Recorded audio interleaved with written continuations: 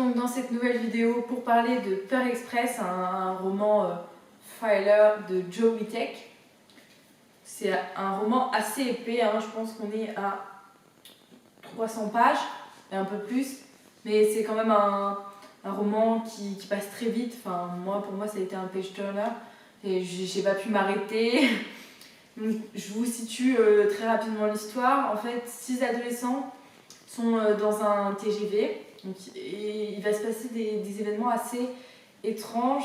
On va pouvoir retrouver donc, par exemple Dylan qui lui veut suivre les traces de son père, a souvent vu des images. Donc son père est enquêteur sur des scènes de crimes vraiment atroces et dès le plus jeune âge il a donc vu des images très choquantes de meurtres, de choses comme ça. Donc lui il va vouloir enquêter, il va être dépassé par le fait de vouloir devenir un justicier, un véritable héros.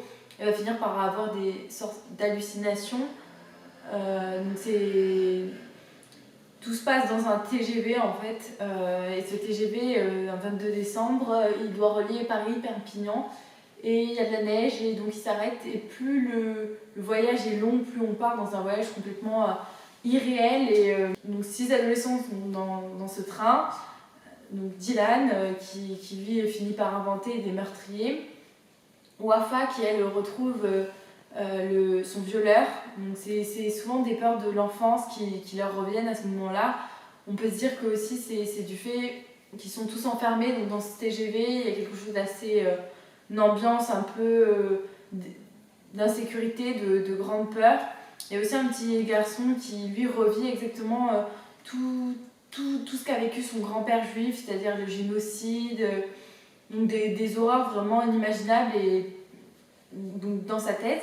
De la même façon, il y a aussi Virgile qui lui est pris de toc, qui va tout le temps se laver les mains alors que l'eau et les vivres sont comptés puisque le train est immobilisé. Donc Paris-Perpignan, ça fait un peu une petite route donc avec la neige. Et il y a aussi, qui ai-je oublié ? Après, il y a aussi donc, Indy qui elle voit un vampire dessiné par un petit garçon et elle le revoit. Donc elle est fan de vampires, très séductrice. Donc elle se voit à paix. Et avec une copine, elle voit tous les deux le même vampire. Et finalement, ces phénomènes irréels ont des conséquences sur le réel, puisque pour le coup, le vampire met le feu au bar. Et donc toute cette action vraiment difficile et irréelle, elle est vraiment appuyée aussi par les difficultés qu'éprouvent les personnes dans leur passé, dans leurs souvenirs.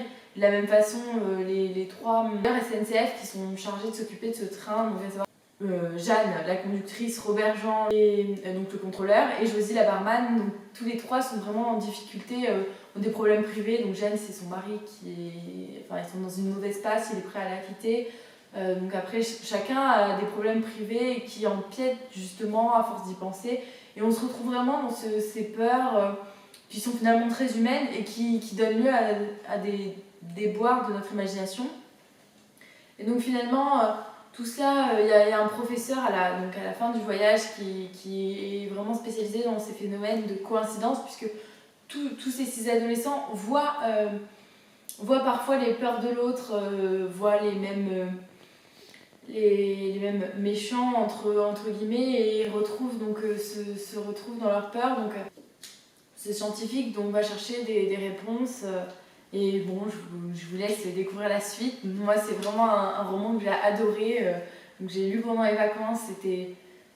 Il m'a fait encore plus voyager que ce que je pensais. Au départ je pensais avoir quelque chose de très, très noir avec beaucoup de sang, on voit la couverture avec une très belle couverture d'ailleurs. Je trouve que toutes les couvertures de chez Actes Sud sont assez sympas.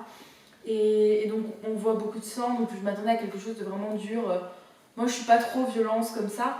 Et là pour le coup c'est plus profond. On se retrouvait à expliquer des phénomènes qui nous touchent. Parfois quand on pense vraiment trop à certaines choses, à des problèmes, à des choses comme ça, et à se dire bon, l'imagination il fait aussi. Et les hallucinations, des fois on voit comme ça, on s'imagine, on croit qu'on a vu quelque chose, et en fait pas du tout, c'est qu'on est pensé tellement fort que c'est apparu. Et donc c'est un peu dans les mystères de l'irréel et d'aller le plus profondément possible dans nos peurs. Donc je vous conseille vraiment de lire ce livre. Pour ceux qui aiment vraiment les thrillers avec beaucoup de sang, vous serez certainement déçus, mais en tout cas pour moi ça a été un très bon livre. Donc Joe Wicked Tech, Peur Express. Je pense qu'il fera partie des livres dont je me souviendrai toute ma vie.